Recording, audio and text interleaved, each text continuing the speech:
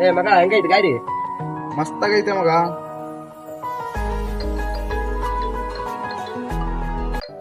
ಒಂದ್ ನಿಮಿಷ ಮಗ.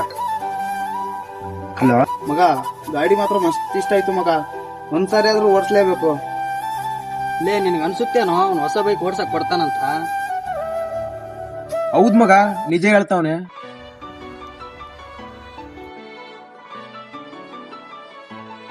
ತಗ ಮಗ ಗಾಡಿಕಿ ಓಡಿಸೋಗು. ಬೇಡ ಮಗ, ಗಾಡಿಗೆ ಏನಾದ್ರೂ ಆಗ್ಬಿಟ್ರೆ?